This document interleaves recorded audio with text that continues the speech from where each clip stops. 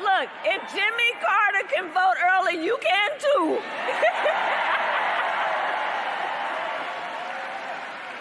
So look, if Jimmy Carter can vote early, you can too.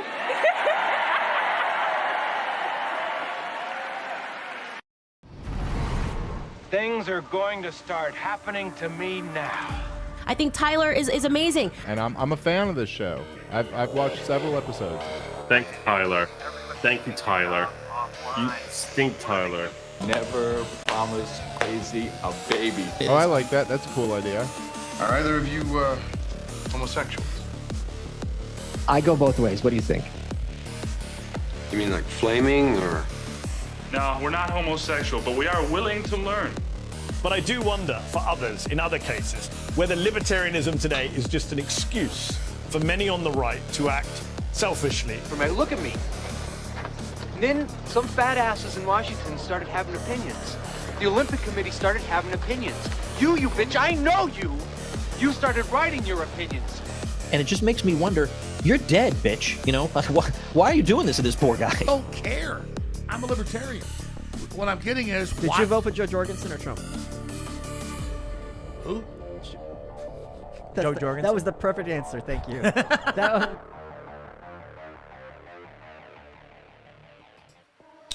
Well. Look who the cat drug in. This is LPR. This is Tyler Yonke. Libertarian Podcast Review. I guess that's what we used to call it. Why is the camera? There we go. Let's bring everybody in. I am here. We had a show with Sean last week. This week we're having a solo show, and next week I have something planned special. Let's get rid of this studio mode here, and people are looking at this. Welcome. Death is in here. I can hear clicking. Yeah, I was. I absolutely hate getting pressured and having to do stuff on the last minute. It was a long work week, so it was a bit much. And I came home, worked late, came straight in here. Is he dead? And maybe you heard me clicking. I thought I had it muted, so that wasn't going to be the case. Probably just late from his free needle exchange. It's a California thing. I appreciate everybody in here. Shannon's in the chat as well. Welcome, everybody, episode 195. And we got a few things to talk about. A few things on tap for tonight.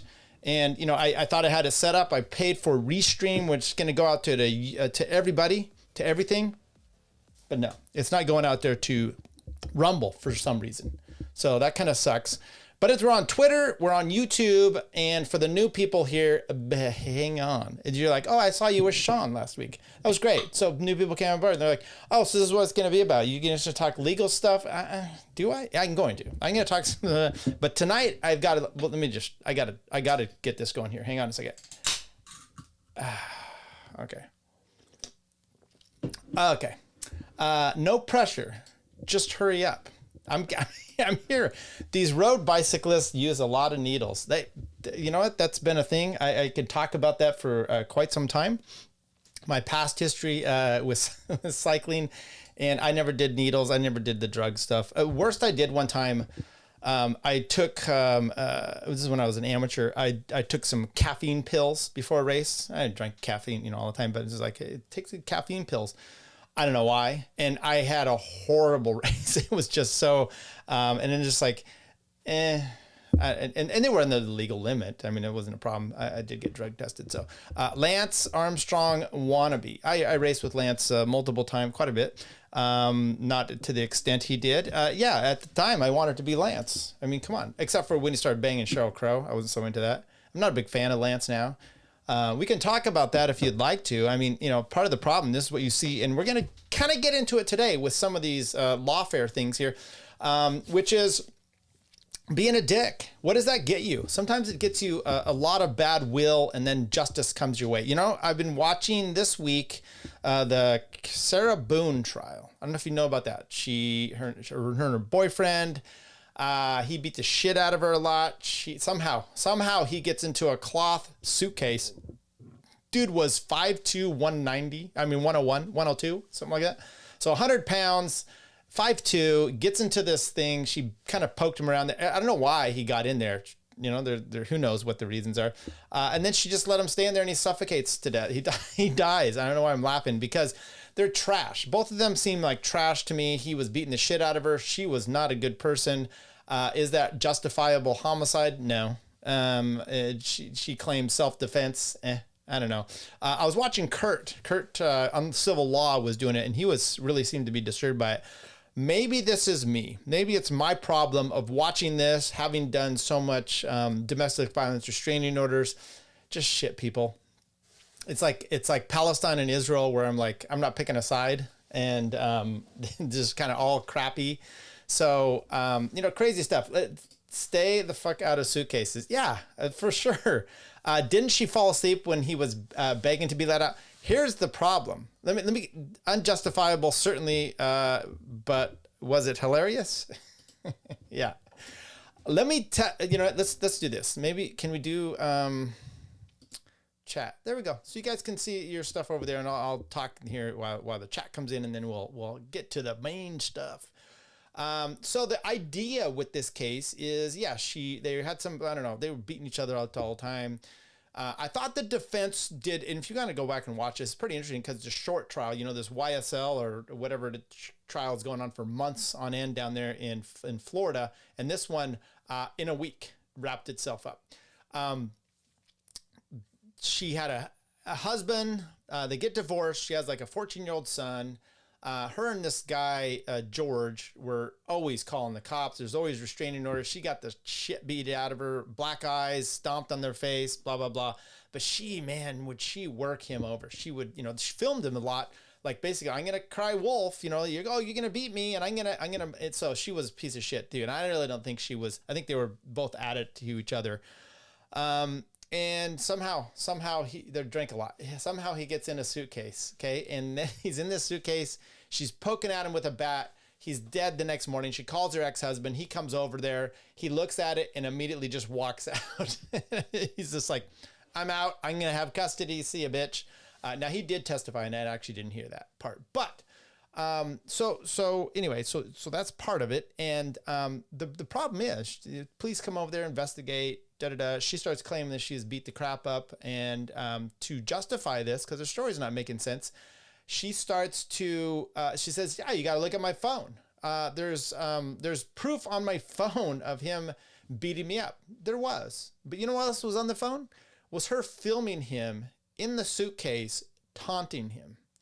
Yikes. So that did it. And they just did closing arguments. I thought the defense actually, they seemed country bumpkin-like. She'd been through a bunch of different attorneys. Finally, these ones are coming down there, and you're just kind of, at some point, you're like, ugh, they don't have really much of a case. But they did a good job of getting into court that she had, this has to, what they call it, a scintilla of evidence that might point towards the fact that she had self-defense, and she gets on the stand and testifies and says, he said, I'm gonna kill you, fucking kill you, or something like that. And there it is. So now suddenly all these pretrial motions about, whether they could bring his past acts and his character now get to come into it, and boom, here you go.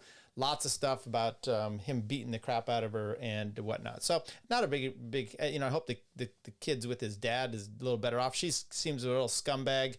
I don't know that I was impressed with George. I wasn't as like Kurt, where I was really disturbed about like her, because she's what she is, but George wasn't great either. And I just, whatever. Eric says the old coax him into the suitcase trick. Now I did hear they had closing arguments by the state, rebuttal by the defense, and then like a rebuttal, another rebuttal by the state, and it was a different attorney. The first one, prosecutor, he did really good. The second one, the defense attorney, I didn't think he did. I thought he did good during the trial, but I didn't think he did good at all today. And then the closing rebuttal, I didn't think was very good at all. But he did seem to hint that perhaps she knocked him out or did something the night before, then to get him into that suitcase. I don't know. I'm thinking his hand was able to come out. You'd think you'd be able to unzip yourself. If you could zip yourself in, or she zipped him in, I don't know. Seems like the suitcase killed him. How is this her fault? Well, okay, good question here, which is a negligence. You have a standard, a duty at some point towards other people, not an unreasonable standard, but if they're, like her boyfriend is in a suitcase saying over and over that she's filming him, I can't breathe, and she's taunting him. at some point, is it negligence or is it intentional that you didn't let him out of harm's way? Now, even though he put himself in there, and he was still 12 hours later when the coroner, did an autopsy, he was still like way over the legal limit. So I by the way, I'm not like strong stance. That's why I'm kind of like, this was a fun one to watch in a sense for procedural and other things, because I didn't like her and I didn't like him, and they all kind of get what they're gonna get. Don't throw a fit. I don't know. Maybe I'm too harsh on that. So what are we going to, first of all, let's talk about Sean. Sean came on last week, totally had a good time. Thanks everybody. The numbers were good for the show. Not quite 1,000, a little disappointed there. Maybe you guys can share it, get us over 1,000. Elisa Clips, she did a few clips of us. Those did much better than the show itself. But I that's not what I do. And I thought there was some interesting stuff out there. Matter of fact, Nick Ricada will do a Baldo update real quick. Yeah. Or maybe we should do this one. That's probably... So you're saying she's single? Well, yes, and she might fucking kill you. So with the Nick Ricada, a little bit of an update. Evidently, and I just follow the clip stuff because that's more interesting. I'm not going to get deep dive like some people do. Nick, evidently in Aaron and Multi's chat, Nick was in there and saying stuff. And then people, as you do, you taunt him, just like you guys did. I'm very proud of my own chat for going after him when he was in here. They went after, and by the way, Nick, if you're in here, enjoy. Hope we have a good weekend. Just like, so anyway, he's in Aaron's chat and people were saying something, and then there was, I don't know all the details. And then there was a tweet he put up. He quote tweeted himself he had done a New Year's Eve tweet about, hey, going to be quite the year or something like this. And then he quote tweeted it saying, what was this guy thinking or something? And then people were saying, hey, you high on, how much coke did you do when this came out? And so then, and I think it might be Nick being sarcastic, like, yeah, I did mountains of coke. And then he deleted this thing. And then he went and said Sean, potentially criminal, who was on the show last week. Thank you for him. Let's do that. Yes, thank you. Sean, he said that Sean was impersonating him in things, and Sean's just like, get a life. It's like, okay, so besides that, I don't think there's too much there. However, what's the legality of posting online, social media, and perhaps being having it used in court now against him, right? Now, he's going to claim, hey, that was sarcastic. But here's the problem. Now you've got to unburden. You've got to, the burden is switched. It's like, here's a tweet. It's a declaration of a party opponent. So it's not hearsay. It's him saying this, posting it. How do you know it's him? It was his verified account doing it. But claiming he's going to say, I was joking. I didn't do this. Okay. But you know what? You're going to have to get up on the stand and make everybody believe that that's actually the case. So it's kind of an admission after the fact. First of all, why are you even joking about this stuff online? I mean, and I'm saying that's so, no, you have a court case legitimately, and someone, Ian Van Shriver or something like that, I know he really sweeps for him, and some of these other people were talking about it for Nick, but I thought some of his commentary was not that smart. Because he's like, what is it? It doesn't matter that he admitted to doing coke. Yeah, he's said the whole time he hasn't done it. He's saying that's not his coke in the house. Now, if you're saying you did coke, that's, by the way, there's a child endangerment that issue as well. Now, admitting that you've done coke, hello. All right, so I think he was being sarcastic, to give him all credit where credit's due. But he's such kind of a whatever. So finally, someone has the womp, womp, womp, womp on their soundboard. Yes, I do. Sad trombone, by the way, if you don't know what that means. Unburdened by what has been. Is he still on coke? That's the question. We don't know that for sure. Probably wouldn't be a big stretch to say that he is. I mean, I know he's doing testing, or is he? I don't know. We don't know a lot about this. It's just entertaining, because that's what we're doing. We're talking about entertainment. What am I drinking today? This is a Deschutes, as my wife, she likes to say it like she's a Deschutes. This is Bend, Oregon. It's great. Been to the brewery there. I love Bend, Oregon. Grew up not too far from there. Trying to mellow out my I don't drink a lot, but one here and there. But I've been back to the gym doing that. Can you tell? Am I getting lean? No, I'm not. But we will lean ourselves out. I forgot the name of I don't know. It's on my soundboard. I've got another one here. It's crickets. What else we got? I don't want to play all these ones. But anyway, we will get to what do we got today. Okay, so next week. Next week, I am going to bring on a friend of mine. Okay, this is a friend I've had since we were like 6 years old. Then he moved away to Southern California. I lived up in the Northwest. Then he moved back, and I would visit him. My parents were friends. His dad, his parents are both. His mom was like a music director at the college, very brilliant. He can play the piano great, plays the violin. Smart guy, athletic, 6'7". I don't know why I'm telling you this, but we're still friends. And now he lives back east. He lived in France for a while, and so we would do stuff about Tour de France because he lived right on some of the roads there in Nice. And he is a doctor of something, but he's a lefty-ish, center road lefty. So we are going to talk about politics next week in the election, and I'm looking forward to it because he's a super smart guy, but I think he falls into a lot of the... So anyway, you guys can come into the chat, and you can... just don't hate on him, I guess, but I don't care, whatever. Bent, you say. Sorry, I didn't mean to derail. Doctor of the Gamonics. Maybe, I don't know. I should look him up, but we will do it later. He's a doctor of some sort. Economics, maybe.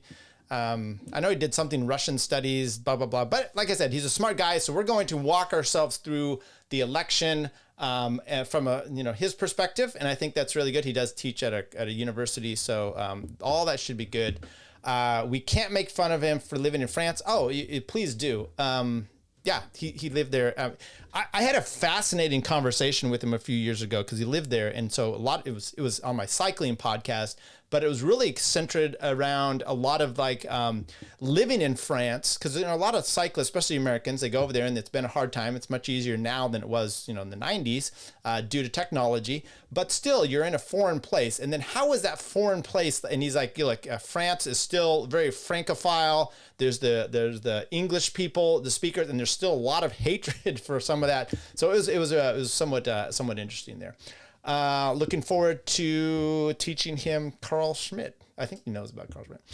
If you can find it on California, pick up some Okanagan Spring 1516 or Pale Ale. It's brewed in British Columbia. We'll do that. Hey, thanks for everybody for coming in today. Okay, so that's Jonathan Scriven. His name, Dr. Jonathan Scriven, but I'm not going to call him doctor because and I will mock him because there's the Jill Biden doctor, or is there a doctor? And he's just as much of a doctor. He's probably a little more than I. But I've got a Juris Doctorate. Okay, that's a doctor of law. Okay. Recap the show with Sean. We did that once again. Great. I just enjoyed having Sean in here, and this is how great Sean is. Okay. On the show, he said a few things, and then afterwards, he sent me a message, and he said, "Sorry, I talked so much." And I'm like, "No, that's the point. The point is, you come on the show, and I would like a time where we just shoot the shit."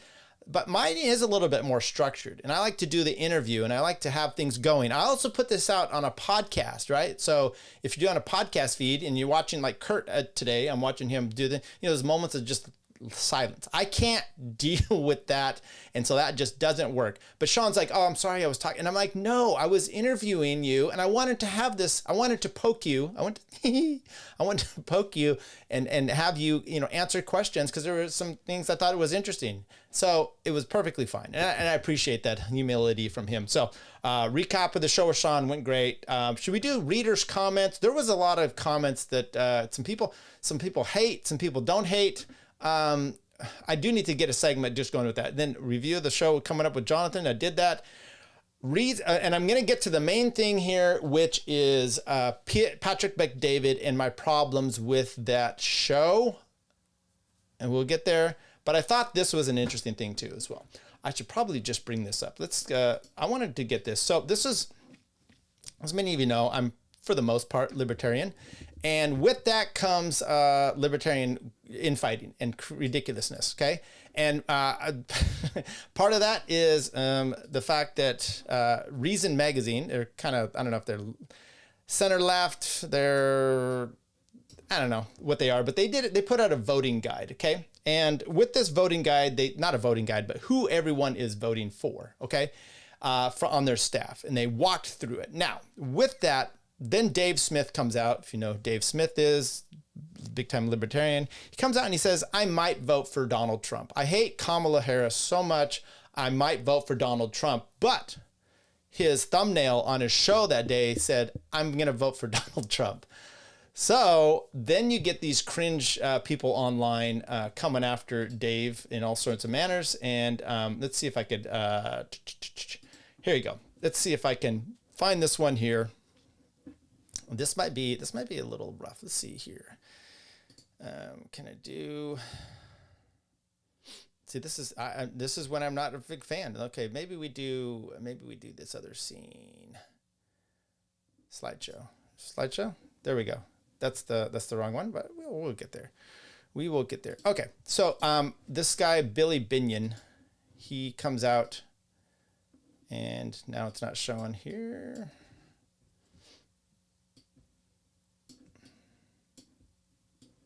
Wow, this is really rough. This is really rough, people. Okay, I'm gonna just do this. I don't know if this will work, but we'll go fit to screen, and then we'll try to pare this down a bit. Wow, there we go.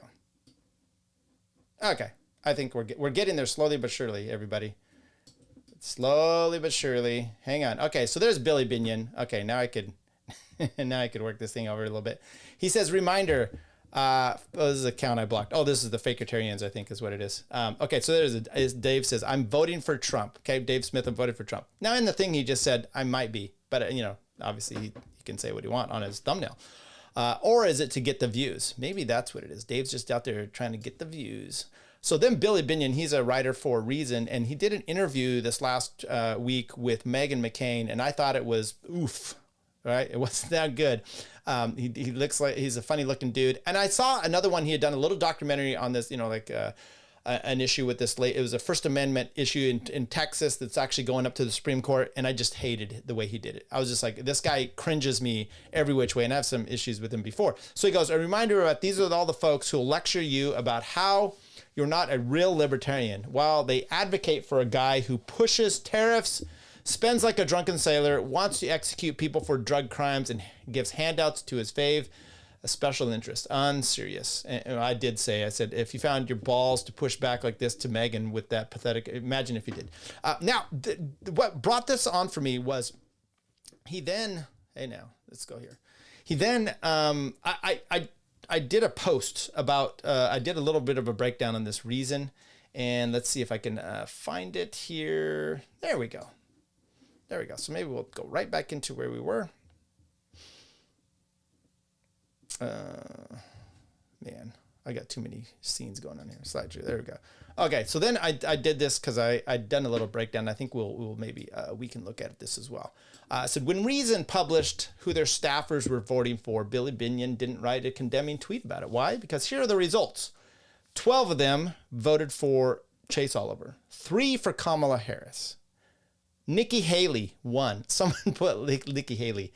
Not voting, 5 of them said that.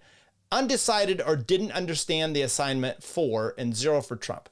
Now, didn't understand the assignment was important because some of them, they didn't answer the question. They didn't even say I'm undecided. They just kept talking and pontificate. It's like the first part of the answer, you ask a question, the first part of the answer should be, who are you voting for? Chase Oliver, right? Or Donald Trump, or Kamala Harris, or the Nikki fucking Haley. And then you can talk about, your reasons, but they couldn't do that because they're writers and they're so in, I don't know if is it into the arts or something, right? So that was part of the problem. So maybe we should actually look at this thing here real quick. Let's see if I can, God damn it, we're gonna have to, let's go like this. We'll get this to work. I swear. Okay. So this was an interesting one because this guy's like, well, if I could vote, and I'm like, well, okay. So I don't know what's going on there. So this guy said, if I could vote, so I just skipped it. Ron Bailey says, look, like, who will you vote for? Well, and then you didn't answer the question. Then finally here at the end, I will vote Chase Oliver. Okay, so Chase Oliver. Billy Binion, who will I vote for? Whether or not as unclear. Okay, who fucking, can you answer the question? These people are all so, I'll vote for Chase Oliver. Okay, like three sentences in. Okay, Eric Boehm, who will I vote for? If I vote, okay, Chase Oliver. So he was undecided, but Chase Oliver. If I vote no one, okay, there you go. Christian, you answered the question. You understood the assignment. Thank you. Okay. Elizabeth Nolan Brown, Chase Oliver, one of the senior writers. She understood the assignment. That's how you do it. Chase Oliver. Then I'm going to explain some other shit that maybe or may not be important. Emma Camp, also, she's only an assistant, but she understood the assignment. Chase Oliver. CJ Kira Morella, in 22, I broke with my 16-year streak. Okay, I thought Donald Trump. Okay, you're not answering the question. Capital, I would prefer return to not voting, but Republicans insist on the best. Kamala Harris. Okay, Kamala Harris. At the last sentence there, you piece of shit. Becca Congdon, deputy managing editor. Chase Oliver. Okay, he has earned my vote. Well, good, and I love this too. Kamala Harris has made no meaningful shift in her rhetoric or plans regarding Israel's ongoing genocide in Gaza. Okay, so she said that. Interesting. Okay. Natalie Dawitsky, who will you vote for? Even. That's who she's about. No. Pennsylvania. No. Where's your answer? I'm not going to, definitely not going to vote Trump. I hope you know this vote brings me absolutely no joy. There's no telling what would do. Oh, Kamala Harris. Okay, so once again, you can't answer a fucking question. Nick Gillespie, you are a man, at least in the first sentence, I will write in a vote for Chase Oliver. Great to see the editor at large knows how to answer a question. He does pontificate a bit, but expected it. No one, look at that. Fiona, love you. Good job. I don't even know who you are. Joe Lancaster, neither party's candidate. Okay, so you're not answering the question, but since I'm in a swing state, wrongly, potentially unconstitutional policy making. As such, I will vote for Kamala Harris. Some of these people are so embarrassing. Catherine Mangu Ward, I never vote. Yeah, we know that, and you answered the question. Editor-in-chief, a few people are here. They should fire people just based on this. I would give this as an interview and see if they know how to answer the question. Who are you voting for?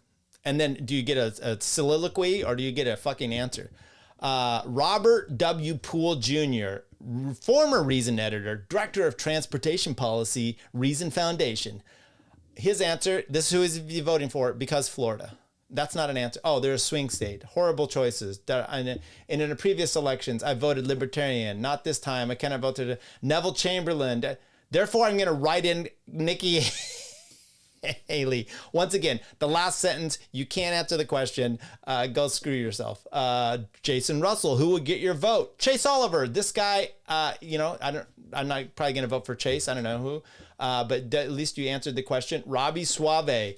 Robbie Suave gets he's written a book. He's been on a bunch of podcasts. He does his own TV show. Who is your answer? Who will you vote for? The best one thing you could say about Kamala, is it Kamala Harris? No. It's COVID, Donald Trump, Joe Biden, Trump, Fauci, Chase Oliver. Last sentence. Jesus. Suderman. I only voted once for George W. Bush. Look how that turned out. Okay. No one. Oh, sorry. He's even better. I love this. Way to go, Peter. I'm not a big fan of you, but well done. Jacob Solom. Chase Oliver. Perfect. I don't even need to read the rest. J.D. Tushil. And this guy did not understand the thing. I'm going to actually read his answer. You guys tell me what the fuck is Chase Oliver? He's a homo. I just throwing that out there. Okay. Who will get your vote in 2024 presidential election? Here is his answer. See if you could even understand that, or if he's just, I don't know.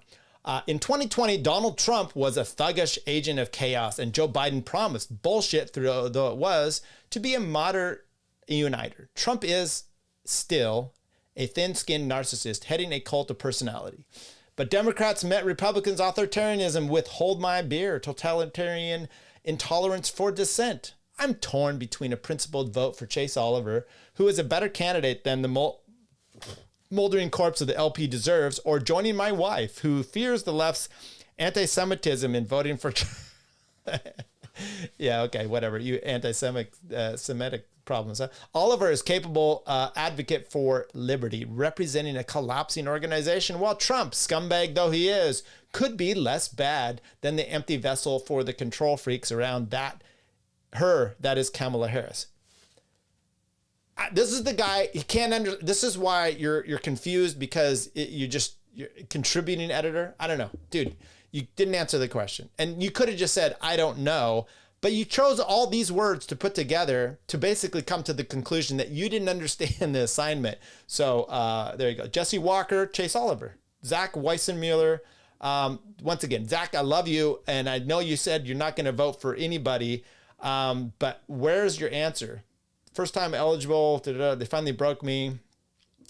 Trump, then Harris. Definitely want to follow through. Free and Ross Olberg. And yet I can't vote for somebody who leveraged unproven self-coup.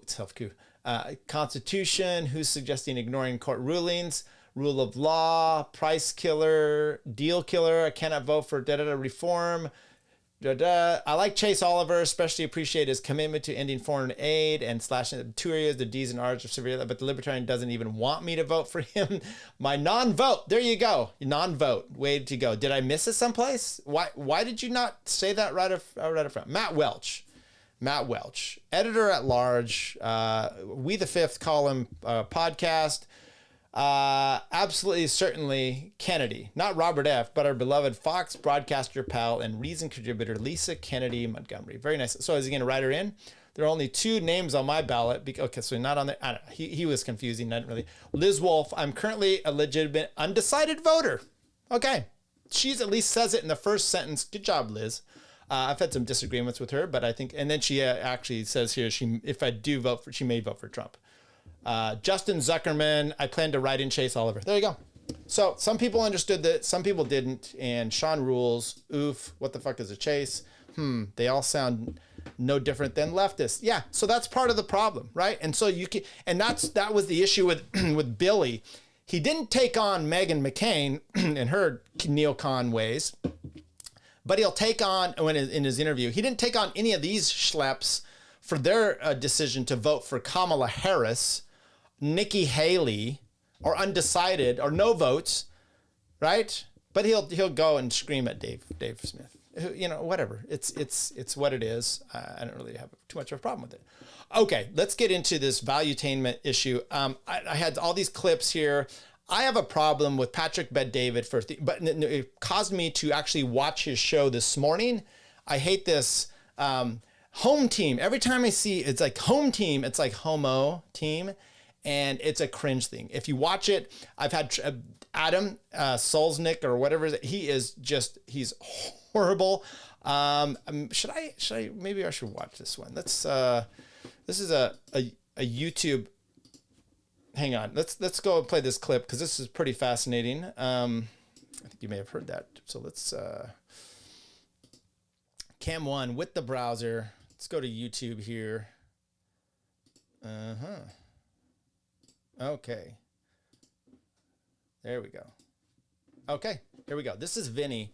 Vinny and this other guy, Adam, they're going to go at it, and I hope everyone can hear this just fine. Give me a thumbs up if you can, or can't, I guess. I don't know. Here we go. Just Trump is going to start World War III. Trump is a Russian asset. Trump and all that bullshit, and I'm tired of it. And it's going to keep happening. It's going to get worse, and you're going to see it happen. Regarding Tucker, you have to respect him for going to Russia. So for the people on the left that are like, I can't believe he's a shill, he's just a Putin doing lap puppet. dances, Adam, lap dances, they said. Well, he did, and Putin said it himself. Your friend, Vladimir Putin, your hero. My friend. Said, I was expecting a tougher interview. So, Oh, yeah, he should have been Vinny, can I talk? Or are you just going to keep yelling all day? Putin said it himself.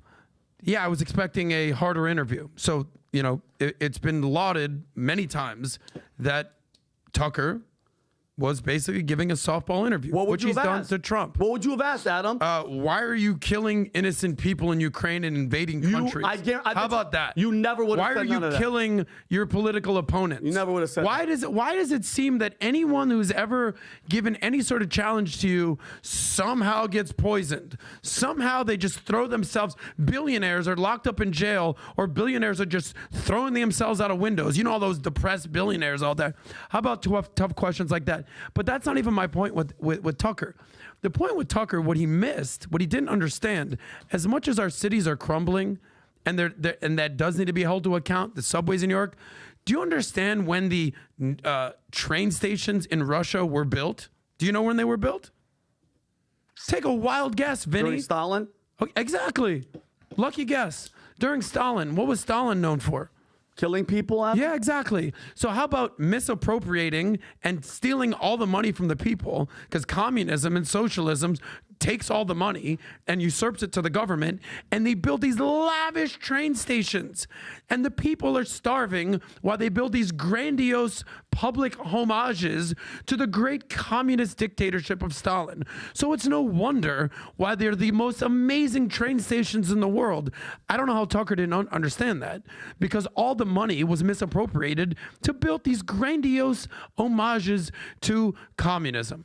Whereas in New York, all right, there's called public-private partnerships. It's built on capitalism. And they're like, yeah, we could improve this a little bit, but it's going to cost a lot of money.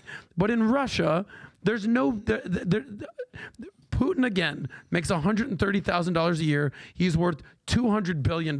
Your friend. Yeah. How much is he paying you to My suck friend, his... so it's like Nancy Pelosi. And I love how you keep going to the gay route, which is hilarious. I'm just saying you're a Putin sympathizer. And you. You're a Putin sympathizer. I'm telling you right now, if it's CNN, crazy. if You anybody served on in the the left U.S. is watching, Air Force.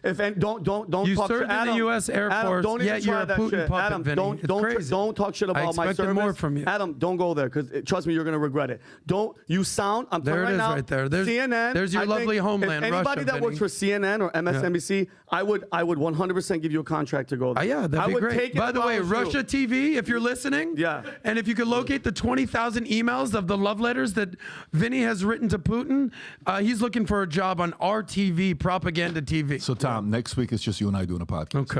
Okay, so that's the guys you hired there, though. And people are like, oh, why? This is just an interesting little take. And by the way, just the public, there's so much there. I can't even get into it. If you know the facts of all this and the interview or what Tucker Carlson, he's not talking about the past. He's talking about now. Right now, even though that happened during Stalin's time, that train station seems to be in nicer shape than one with this public-private partnership that's all capitalism, but it's not. And by the way, talking about sucking dick, he's all over Netanyahu all the time. So there's that one. There's more Adam and Vinny. I wish I get it, but I think I'm going to play because this happened today. So this happened today. So I think I'm going to go over it here. Where are we at here? Boy, oh boy. There we go. This started in here. Nope, that's not what I want. Let's take a look at Patrick Bet-David. They had on Eric Trump today. So this is the reason if you say, hey, what about voting for Trump? Think again. He had no tolerance for lazy, right? And he's talking about his dad. Okay, Eric's talking about his dad, and they said, hey, what he didn't like about whatever, and this is what he had no tolerance for lazy, right? And you know, he could always respect somebody who was a hard fighter on the other side of the table, but as somebody who fought, he always liked the fighter. You know, he never liked the lazy person. You know, he wanted. And you're like, Tyler, that sounds perfect. Okay. What do you call your adult son? That's the person to be motivated. I mean, he'll call me in the morning, and you know, I'm an early guy, and I'm kind of a late guy, and honey, it'll be 5:30 in the morning. Excuse me. What did you call your son? Honey, are you awake? Sorry, your adult son. You call them. I'm sorry. What? Yeah, I'm speaking to you. I'm awake. And he'll call me that same night. You know, 11:45. Honey, are you awake? Honey. Yeah, I'm awake. You know, and he's called me a couple times. Right? It's it's 10:30. You pass out on. You know, honey, did I catch?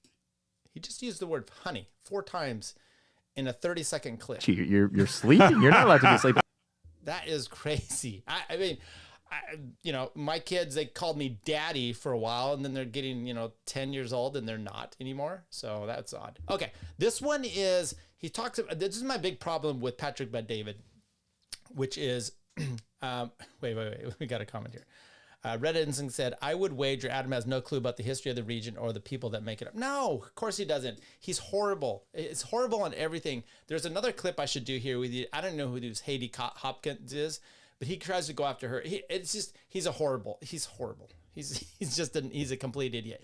If you ever want to check it into, look at him and Jason Whitlock, the little back and forth that they had. It's brutal on him. Okay, this one he talked about Patrick Bet-David. This is my problem, right? Which is The View. You saw some of that stuff. Patrick Bet-David hires these guys. You're thinking, they're all, Mr. Financial. And he had Trump on, he being Patrick Bet-David, and I enjoyed that more than their group view that they had. Now, the Patrick Bet-David just interviewing Trump is still problematic. And, Trump's going, and I'll have to see how Rogan did. I'm interested because I don't say you need to do any gotcha stuff when you have these long form podcasts. And I think, by the way, I think that's why Kamala decided not to go on Joe Rogan's, because she was concerned of like all this gotcha stuff. But I think the reality is you don't need the gotcha when it's long form, but it would be nice to have some pushback, right? PBD, we'll call him that, Patrick Bet-David. He didn't really push Trump on stuff. He kept, glory hole stuff. Look at this chart. You're great. You're not. How about talking about this ridiculous, you talk about inflation. You didn't say, yeah, okay, so what causes inflation? It's just not rising prices. Those are indications of what took place. Like you're dumping billions and billions and whatever it was, trillions of dollars into the economy during COVID. Remember that when you called Thomas Massey a third-rate senator, something like that, right? For trying to vote against it or just force a vote in person, right? That was pretty gross. No one wants to push him on this, and you don't have to be an asshole about it. He's coming to your place, be friendly. It's obviously a more friendly place than, CNBC or stuff. But I don't know if you ever heard Trump. I'm trying to remember which podcast it was on. Maybe it was this one where he was talking about Brett Baer and the interview that I think it was with Patrick Bet-David with the interview with Kamala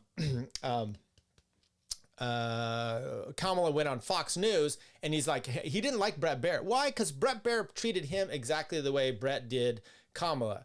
Is it a little shitty? Yeah, but Trump can at least sit there and he'll stand there and he'll take these shots. Okay, with that in mind, Patrick Bet-David, they don't really push back enough, but he hired Cuomo, and I thought, and I said, this is a guy.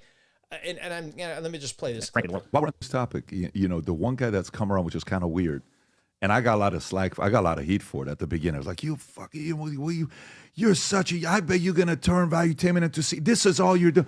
Why would you ever bring that piece of, it was like, brother, it was insane. Who was saying this? I don't even want to say it, but trust me, it's the cream of the crop. Everybody was saying.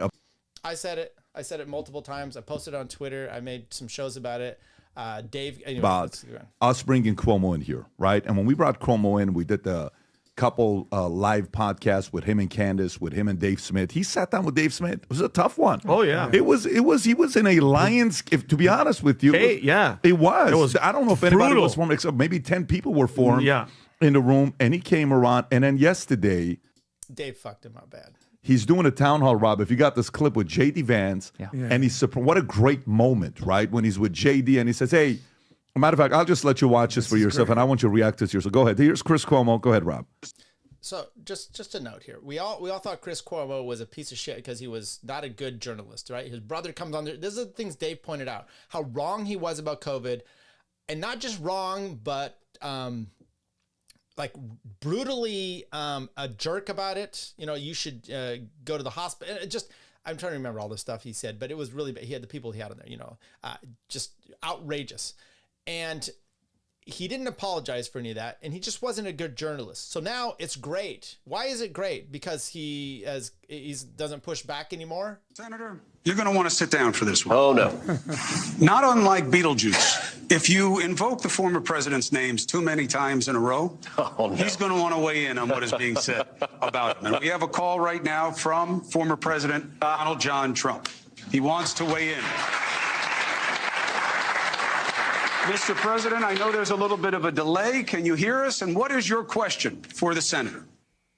Well, I can hear you, Chris, and I do have a question, and I think it'll be quite an interesting one. The answer should be easy.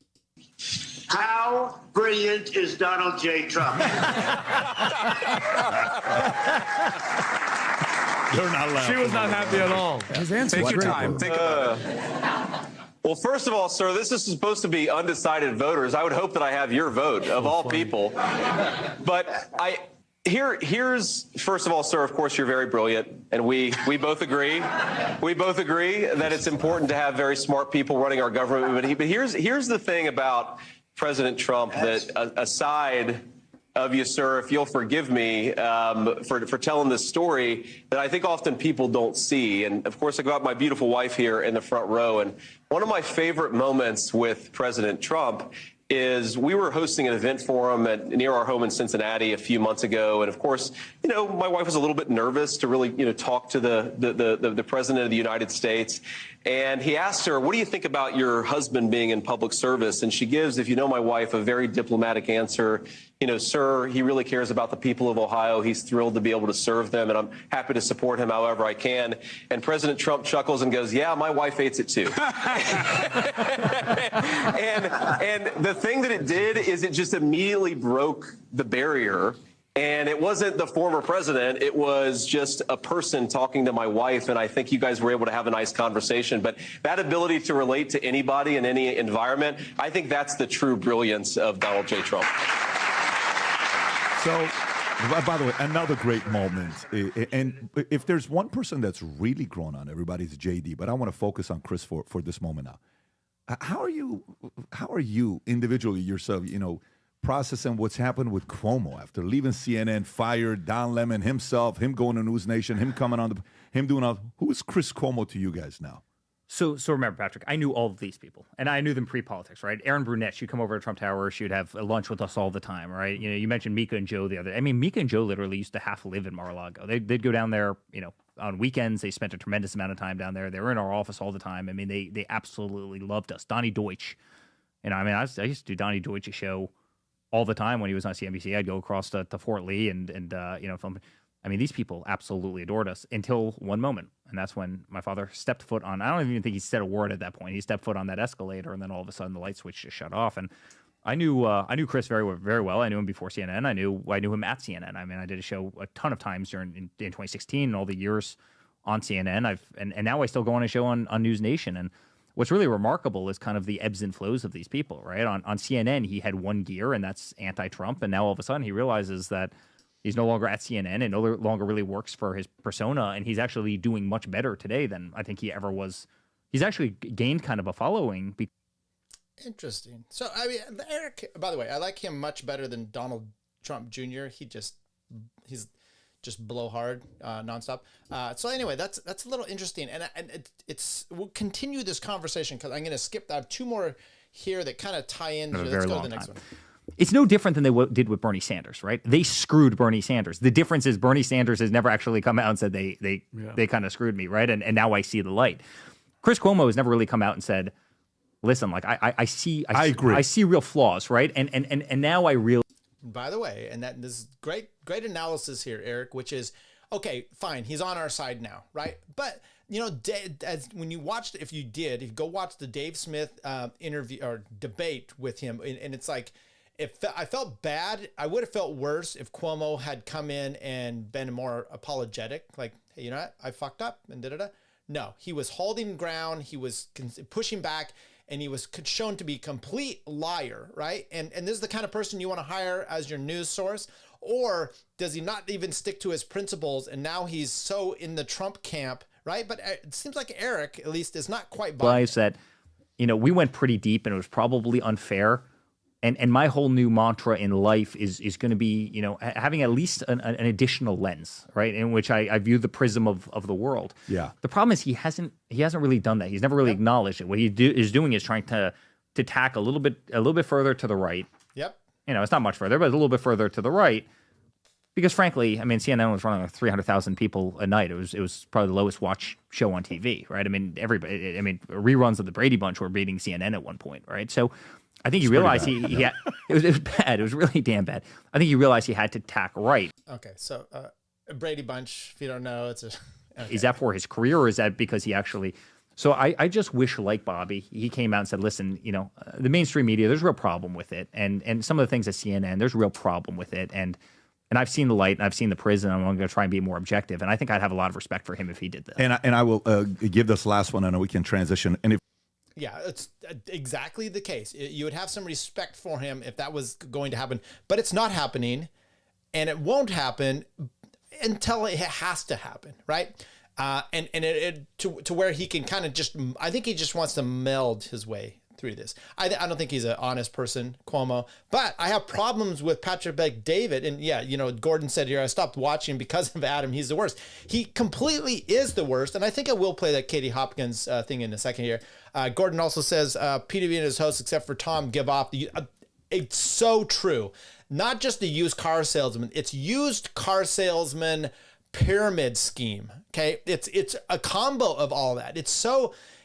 And I know there's people out there, Dave Smith, I don't know why I keep talking to him, but he's like, I love him. He's my guy. And I'm just like, okay, you know what it is? You're drawn into that world just a little bit, which is he's got money. He's on your side. He gives you and I will say this, Patrick Bet-David, when I first came upon him, it was him doing an interview with Michael Malice, and it was good pushback. Michael Malice has these, issues and thoughts about anarchy. Libertarians are perfectly fine. And Patrick Bet-David pushed back on that, which is what you do. Why? You understand that and see if that person knows anything. He didn't do that with Trump. And then he had Joe Jorgensen, the Libertarian, for president last year. And she was, it was after it, and she was horrible. It was after the fact, I think it was a year or two ago. And she was horrible. And then she said horrible things about, once again, Dave Smith. And I did a breakdown of that. Very good. If you ever want to go see it, which is him. She's like, oh yeah, he says if you just give a girl a drink, you can rape her. And I was just like, what? But PDB did a great job once again of playing the devil's advocate, pushing back in not a gotcha way, just common sense. If you know how to handle these questions, you're going to be fine. And she couldn't handle them. Why didn't he do that with Trump a little bit? So I feel a little about that. But yeah, Adam is the worst. Okay, let's play this last clip here. Last one with PDB and Eric. To say, I'm also not going to give in. I think that's the part Agreed. where 100%. Where, by the way, but there's one caveat that I'm going to say that he's not going to like. Chris, don't watch the next minute, please. Don't watch the next minute. out. You got a big show tonight. Do your thing. Skip today's podcast. Don't text me. We talked earlier today. Skip it. Here's the next one. I told him today early morning. I said you did a great job with what do you call it? With JD Vance. I thought it was great. But here's a part that you have to understand. I haven't watched that. Did he push back on JD? And I know, once again, I'm not a fan necessarily of gotcha, right? Because that's not what it is. I'm more interested in, and you see this with the debates too, I'm more interested, the gotcha stuff, I'm more interested in seeing where their mind is. And that's what the long form stuff is about. Okay. Anyway. Sometimes you forget that there's levels to the game, and you may be an alpha. So it's a game. Okay. So we'll just set the scene here. I'm going to back up just a tad bit. He's saying this is the problem with Chris Cuomo. This is a game. This isn't about understanding principles. It's nothing more than pieces on a chessboard. He was with CNN before, whatever. CNN before. He's a big lefty. He hated everybody. You should go to jail if you're not vaccinated. Now he's down with Valuetainment, and he's on the JD Vance side. Is this the kind of person you trust? You think is okay to kind of be dictating stuff? Because when shit hits a fan, he's just going to go where the water's warm. Let's go back here. Forget that there's levels to the game, and you may be an alpha in a city, but you're not an alpha in that state. You may be an alpha in a state, but you're not the alpha of the region. You may be an alpha of the region, but you're not the alpha of the country. You may be the alpha of the country, but you're not the alpha of the continent. You may be the alpha of the continent, but you're not the alpha of the world. This is the alpha of the What about the galaxy? world right now. Mm-hmm. There's different levels to the game with alphas. I mean, if you want. And this is where you're wrong. And this is the car salesman. This is the pyramid scheme. It's not about being alpha, right? It's not, I don't get to be in control of my family because I'm alpha. I get to be in control of my family because I'm the man of the house. I'm the alpha. No. And there's principles that you have set. This is not about principles. This is a game for him. And his game is carnivore, alpha, blah blah blah. You know what I'm saying? Like, don't So go cheesy. alpha and do the That's why that's why Vinny and them all argue. That's why you brought Cuomo on, because he probably wrote it measuring up. contest of where you are. You know, men will understand what I'm talking. That's the only thing. That sometimes you have to have this conversation. That's like, you just got to say, look, bro, there is one of that right now. Leave it alone. It's his time. Play your part. Go kick some ass. You're very important. Do your thing. Anyways, but let's transition. You said something. Russia, right? What is his part? What is his part? Okay, let's bring up I've got Adam and Vinny. I've got Adam and Bassem Youssef. Adam and PDB, Marriage and Family. They're all over the board. That might be a good one. Let's see this. Katie Hopkins. Hang on. Let's see if I could. There we go. This is 7 minutes. I don't know that I want to go into this whole bit. Let's see if we can. With browser. Let's go. Wow, dog's barking, motherfuckers. Okay, let's play it off here. Let's go 1.25 and enjoy, everybody. Living in an attention economy. Eyeballs are everything these days. And kudos to you, because you're a brilliant talker. You know what you're saying. You're a shock jock. Like, you're a Howard Stern-esque type person. And some of the things you say are hyperbolic. Some of the things you say are true. Not everything is everything for you. I'm wondering, for you, what percentage are you saying just to, as a comedian, to be hyperbolic and just to kind of throw stuff out there, and what stuff is actually factual and true? So, for instance, I have a phone in my hand. This is a phone. And you can Google things with the phone. So, Volodymyr Zelensky, a couple quick points. He's the same height as your boy Putin. They're both 5'7". He's not 5'4". Putin isn't exactly a giant, okay? That's one. Number two, I don't give two shits about the Muslims in the UK. But a quick Google search will show you that Muslims' population will double by 2030, apparently, and go from 6.3% to 17% by 2050. This is Google, Katie. I don't care. Thirdly, I just Googled pictures of UK police officers with guns. Apparently, they got a lot of fucking guns. So my question to you is, what percentage of what you're saying is hyperbolic, getting eyeballs, respect, we live in that kind of world now, versus actually factual and true?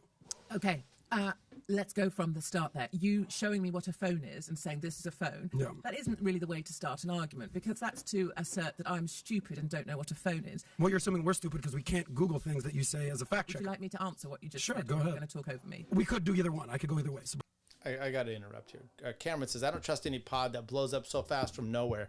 Glad to finally see some skepticism around these guys. Yeah, now what if mine is not going to blow up out of nowhere? But if it blew up right now, let's just say it blew up, right? You'd be considered out of nowhere. And you would be suspicious. It's the normal flow, 20,000, boom, boom, boom. Lex Friedman, his is kind of similar. You see a bunch of this, and it is suspect, yes. But go ahead, this is all you. Is it? Yeah, go ahead.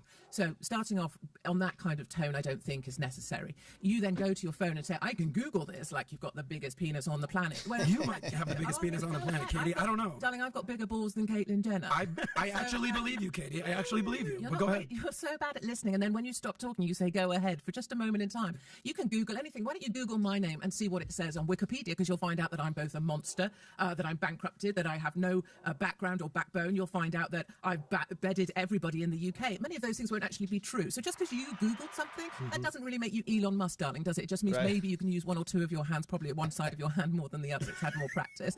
You then talk about Zelensky's height as if that's a fact because you read it. And that's a misinterpretation of itself, isn't it? Because just because you read it on Google doesn't make it true, my flower pot, does it? And then you also talk about the fact this old statistic, Muslims 6%. Walk with me, my flower. Walk with me through London, through Leicester, through Birmingham, through Bradford, and walk with me through Minneapolis, because you can call it 6% if you make that disparate in a population. But in the cities where they cluster together, you will find they have the majority. It's why they have the power. It's why we have a Muslim mayor. It's why we have a Muslim housing association. It's why we have a Muslim police association. And it's why we have Sharia law in most of our cities. And finally, you managed to find a picture of a police officer with a weapon. Well done, darling. Have a gold star and do some more Googling. Maybe you could watch some Cartoon Network while we adults talk. Of course, there are armed response officers. I said that as part of my answer. But most police officers on the streets of the UK are not armed. Is that okay for you? Yes, my little flower pot. Yeah, by the way, that's a brutal takedown. That's like, I don't know who the fuck this lady is, but that's a brutal takedown. And we all know, I mean, this is what's interesting. Without even Googling it, if you've watched any BBC shows, the crime shows, which there's some really good ones out there, The Office, they don't have guns. They just don't have weapons. And I'm always like, what? That's confusing. But they're trying to depict real world. So anyway. So here's the deal. I led off with Wait a minute. Hold on. It doesn't mean that there aren't Wait, guns and they don't have a this SWAT. This is totally breaking. Wait, you need to stop the business. Stop Valuetainment, because seriously, what he's done, he's Googled police officers and they're holding weapons, which must make him right and me wrong. I literally came here to talk out my ass, but look what he's done, everybody. I think that deserves. Come on. Join it. Number one, thank you, Tyler, for Googling it on your end. Well done. Katie. Yeah, So well done. I appreciate, again, I led off with a compliment that you're a good talker and you get eyeballs. Congratulations. You're good at that. By the way, it wasn't me, Tyler. It was their Tyler. Part of the problem why you probably piss people off is you have major masculine energy. So respect to you. So I know you're saying you're married. I don't know about. This is Robert Barnes-esque, right? Which is I can't argue anything I've got before me. And by the way, we started out the show. Thanks for all those that are still hanging around. We started the show talking about the Sarah Boon trial. Imagine being, and this has happened to me. Imagine. By the way, I'm not going to talk specifics about cases I do, but it's nice to have clients that are good, right? And I had a great client this week, and he's a good guy, good facts, doing the right thing, and we're making progress, and I appreciate that. There's sometimes you don't have good clients. Look at the Sarah Boon trial where the guy, she's trash, right? And you've got to go in there and defend her, but you're at least doing the best arguments you can under the rules and how everything is. This guy has to resort to calling her masculine energy. Why? Because most women can't come up with that. She's English. And by the way, I'm getting roasted in the chat here about not knowing who she is. Okay, you deserve 100,000 subscribers. I certainly do. I don't know about deserve. I've got to earn it, people. I'm going to earn it though. Okay, she is great. Look her up. I will do so. You don't know who she is. I'm sorry. I don't know every woman. Typically, I don't. I don't give a shit about that kind of stuff. I have my wife. And then she's English. What am I supposed to do? What am I supposed to do, people, about this? Okay, she is great. Yeah, Nick Ricated, glad client, Gordon, 100%. Okay, let's keep going here. About that, I know you're saying that you're a family woman. You could. But Katie, how can we trust Google, Katie? I'm using your words against you, beautiful. You're not. To pull your little winky. I will. And you can Google my husband. You probably have a bigger dick than me, Katie. I don't know. I'm packing. So it's okay. He can't compete. I guess so. Yeah, but I don't know if we can trust Google, darling. I don't know. So you say, I know what was the point? The point is, I'm giving you a compliment. You're hyperbolic. You get eyeballs. Respect. I'm also saying not everything you spew out there is accurate. What was the compliment? That you get eyeballs and that you're a good talker. No, I think if you're around for 15 or so years in the media, it would be, if you were spewing nonsense, you'd be caught out quickly. No, you'd probably be cancelled everywhere. And then where were you cancelled again? I'm literally cancelled from countries, my darling. Well, is that a good thing? Are you proud of that? I am actually, yes, okay. I am. Well, then kudos to you, Katie. I'm proud. You're doing what you want to do in life. I'm proud of being deported from Australia for going over there and calling out the tyranny of lockdowns. Respect. I'm proud of standing up for those people who had that done to them. And the Australians needed you? Like they needed Katie? No, and that's something I always make very... Are you even Australian? Oh my God. Yes, they did need her. I don't know who she is. Once again, I'll do my research, everybody. Yes, Australia was horrible. Much like your beloved Israel was horrible on COVID too. Sosnick. So are you even American? Which question do you want me to answer? Both First or second? Is he American? I'm just saying, around his Israeli policies, I don't know which country. Is this anti-Semitic? I know, we've talked about this before. But yes, if he can call her, are you American? Do you have loyalty problems? I can say it about any country in the world. I'm German. Do I have German problems? No, I don't have German problems. There was 3, actually. Are you questioning? So I am not American. I am not Australian. Okay. I come over here because I'm a respectful foreigner and an outsider that cares about your country. So you're a I like her. No, I'm not a globalist. Oh, I don't know. Well, I'm just like, if you go and come to the United States and basically get involved in politics, or you go to Australia, get involved in politics. I'm not sure what you're doing. I'm not sure what you're doing. I'm asking you genuine questions. And C, I can't help but feel you're kind of angry, but I don't know why. Maybe I woke up on the wrong side of the bed today. Maybe I had a British girlfriend that you remind me of. I don't know. However, it's actually true story. Yeah. Girlfriend. Who in here raised your hand if you think he's gay, right? This guy's not bedding girls. I know that. I'm okay. I know that's a true story. Yeah. I know that's a true story. Katie, I can feel that. Katie, here's what I genuinely believe. I'm not your old I don't girlfriend. believe me. I date a lot hotter chicks than you. But here's what I definitely believe. You actually are a person that knows what they're doing. You're not an idiot. You've been confronted before. You confront a lot of people. You anti-liberalist, anti-multicultural, anti-fat, anti-immigrant, anti-tattoos. Anti-fat. There we go. I mean, I don't know. I'm pro-health. That's what it is. And fuck you, Sosnick. Sorry, to inform you, Vinny, she doesn't like you. You have tattoos. Okay. So listen, Katie, you're Cry Me a River. She has a tattoo on her. Okay, there it is. Katie. She has a tattoo on her bum. Katie, I've taken a lot of heat before. I can take it. Are you saying that you can't take heat, Katie? You take heat all the time. You give heat. There's just a lot of noise coming off you. I stopped listening. Katie, I hear a lot of noise. You just sound a little more proper than me, Katie. But we're all just talking noise here. Oh my God. You're making a bit of a thing of yourself, sweetie. Just I'm enjoying you, Katie. carry on, Patrick. So if you like this clip and you want...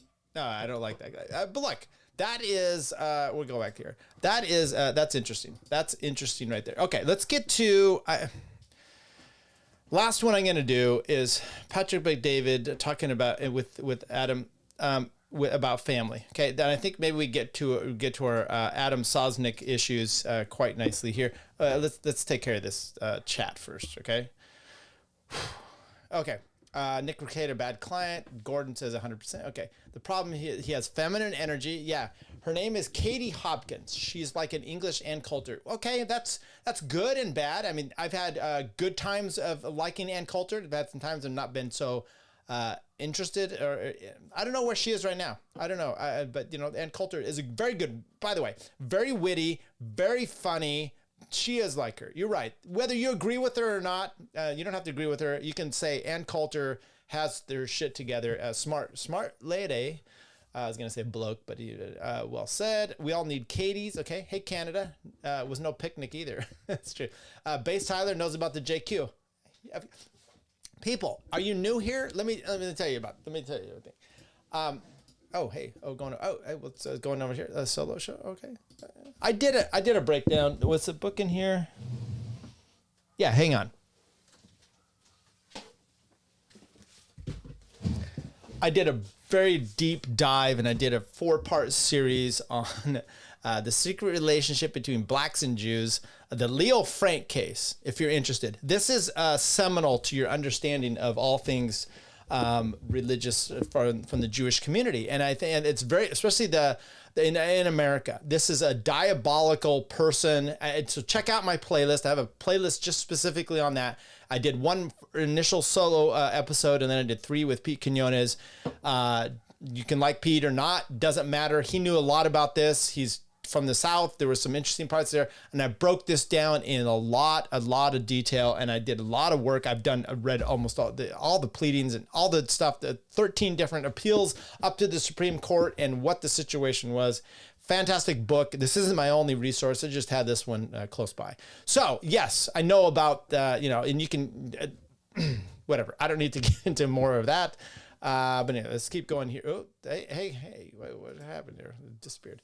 Your last government comment feels more like okay, what's he doing? It's painful. Okay, Adam is Jewish. Of course he has to kvetch when confronted by someone who is nationalist. And by the way, it's not even so much, noticing and all this stuff. Okay, my problem, I don't give a shit if you're Jewish or whatever you are. My problem is really, and it goes with a lot of Christians. I just saw Seth Dillon putting out something. I did a whole thing on Martyr Made and his issue with the mainstream media, the Piers Morgans, all these people with his interview with Tucker and calling him an anti-Semitic, a Hitler, a Nazi lover. And if you break down and you listen to his podcast, a Martyr Made podcast, it is not the way it is. Okay. And I thought it did a lot of deep dives on that stuff.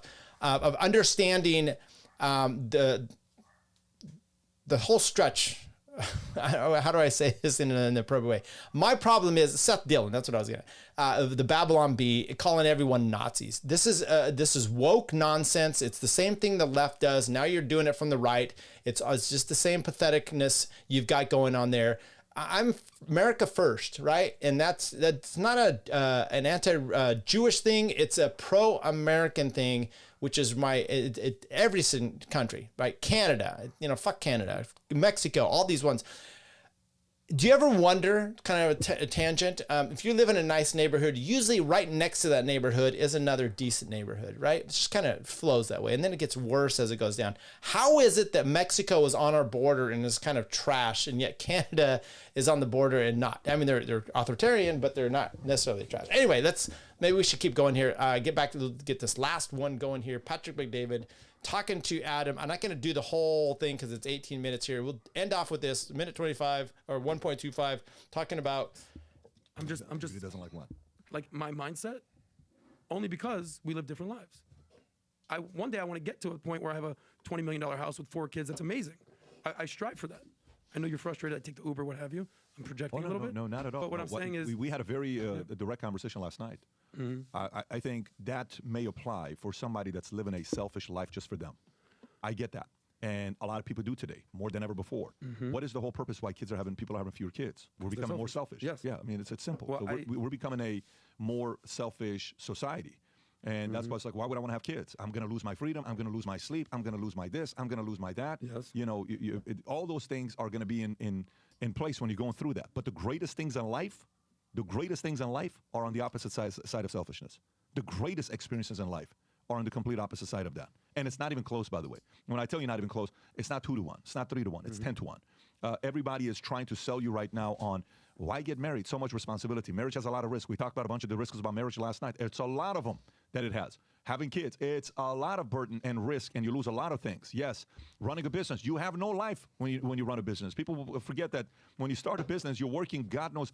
Guy said something, the NVIDIA CEO the other day. Did you hear what he said, the NVIDIA CEO? Jensen Huang. Yeah, he typed this up to see if he can find it. He said such an interesting thing. NVIDIA CEO said, CEO work, you'll find a clip where he says, here it is. I found the clip. Don't work as on. He explains the breakdown of work. He says, when I'm not working, I'm working. He says, when I'm on Sundays, I'm thinking about working. When I'm doing this, I'm thinking about. And most people will listen to that and they'll say, what? Who the hell wants this life? Right? Is that the one, Rob, about work? Zoom in a little bit to see if that's the one. Go up a little bit. I live in a parish. I do my best in condition. My best work in that condition. I don't know if that's the one, Rob. Look at the one I just texted you right now. See if this is the one. It could be. It may not be because I'm not even listening to it. I just text you the one. But what's the point? So having a startup, a lot of risk. Running a company, a lot of risk. Moving to a state you know nobody, a lot of risk. Man. So I understand what you're saying. All I'm saying to you is a person watching this has to realize which life you want to live. The life that's all about you. I painted a picture to you guys last night, you and your friend, right? The two of you guys that were there at the cigar lounge. We left at 11:30, okay? Yeah, thinnies and thickies. But we were sitting there, we're talking about all these different stories. One of the things I said is the following. Okay, is this it, Rob, or no? Can you tell me if this is it? Because I hear audio somewhere. I don't believe that's it. Okay, then don't worry about it. So I said, you're 80 years old. What's your life look like? Go to your 80 years old. You're 80 years old. What does it look like?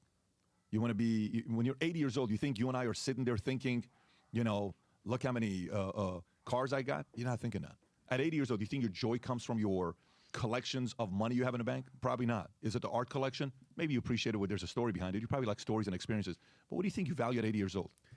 How your kids are, how were raised, what they're doing, their success and everything. Family, blood, relationships, friendships. Blood and Friendships like soil. this morning, last night, I sent him the text about the Hall & Oates, falling man. out that they had. Sad. These guys, you know, they're so out of touch. You but, make- you know, you make bad dreams, Yeah. bro. Just out of touch. Yeah, but I'm thinking about. Yeah, but the point is like 80, and then I asked these guys a question yesterday. I said, let me ask you, how old are you? He And says they're out of 37. time. I said, how old are you? He says he feels 37. Yeah. I said, okay, 43, whatever age you are, whatever age you are, whatever age I am. Did you think you were going to be this age this quickly? Hell no. Tom, did you think you were going to be your age you are right now this quickly? Honestly. No. I never thought I'm going to be this age this quickly. It goes fast, and that's why purpose is so much more valuable to me. I look forward to being 80. You know why? Because when I'm 80, that makes Bailey 40. When I'm 80, that makes Brooke 37. I look forward to the joy of seeing the impact they're making and what they're doing in the next generation, and one or both of them will probably have kids. And then when I'm 80, I intend to be standing in a classroom and teaching. I'm going to be taken out. Yeah, he's going to be, and I think we'll just end it there. That's on a positive note from Patrick Bet-David, talking about positive things. I think that's something at least to take away. I truly believe this. You got the early show people you've known about Andy. Okay, Andy and I he used to be my co-host, and then tragedy happened. He lived in Texas. He went out there. Everyone knows this, but I'll just repeat it for the new listeners and followers here. Andy lived in Tennessee. Baby mama has a child. She ends up being able to move to Texas. He's like, I'm going to be the dad. I'm going to be involved in this child's life. He moves out to Texas.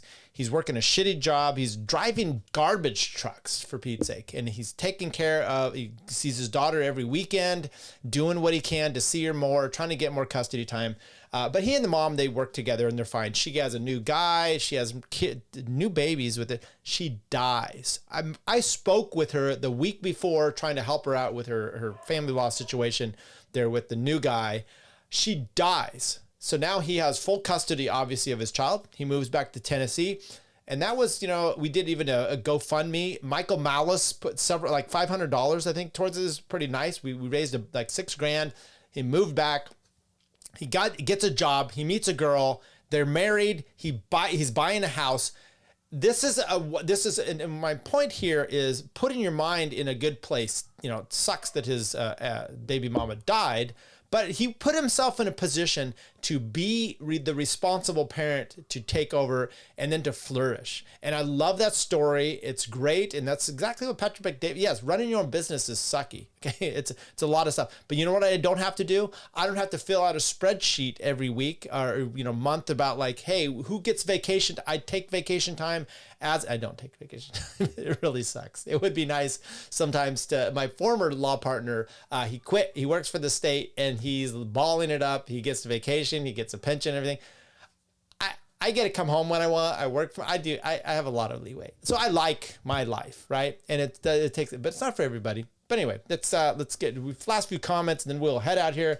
What is he doing? It's painful. He's Jewish. Yes. Okay. My uncle was on the USS Liberty. You should read the book Blood in the Water about AIPAC. I will. I need to get a lot of that.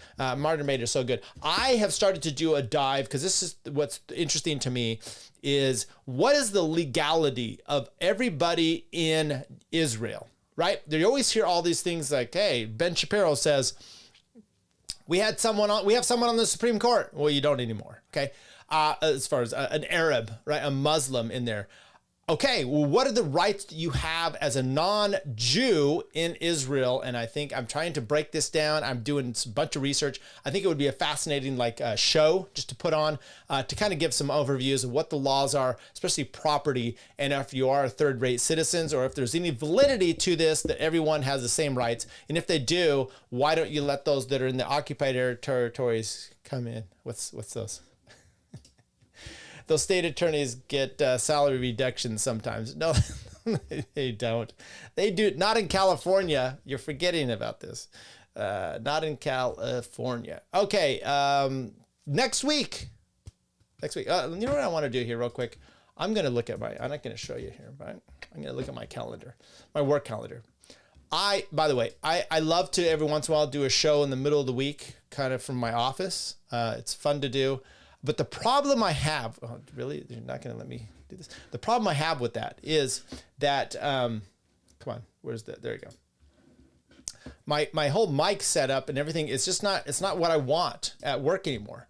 So it's just not working and I'm very disappointed. So it's like, it's shitty. And I don't want to get into too much, but it has to do with my Rodecaster. Anyway, so I'm not a big fan of doing it at the office anymore due to the sound, and I'll try to get it taken care of because I want to look here in my calendar because what's coming up this week on my work schedule.